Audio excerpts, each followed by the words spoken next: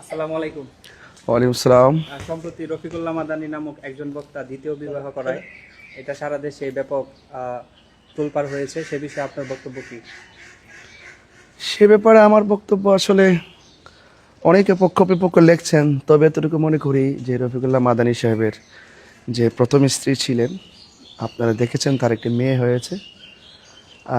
মেয়ে হওয়ার সাথে সাথেই সে দ্বিতীয় বিয়ের ঘোষণা করেছে।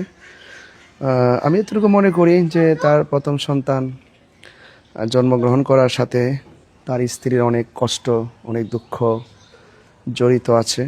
সে 10 মাস 10 দিন তার বাচ্চাটাকে পেটে ধারণ করেছে। রাত্র দিন কীভাবে কেটেছে একমাত্র সেই ভালো বলতে পারবে। সে বাচ্চাটিকে প্রসব করার পরেই 3 দিনের মাথায় সে দ্বিতীয় বিবাহের বাস্তবায়ন করেছে। তবে আমি এটুকু বলতে পারি, প্রথম স্ত্রী রফিকুল্লাহ মাদানীকে একটি উত্তরাধিকার উপহার দিয়েছে, আর দ্বিতীয় বিয়ের মাধ্যমে রফিকুল্লাহ মাদানীর প্রথম স্ত্রীকে একটি সতীন উপহার দিয়েছে। তবে দ্বিতীয় বিয়ে জায়েজ আছে। আসসালামু আলাইকুম। আসসালামু আলাইকুম। ওয়ালাইকুম আসসালাম।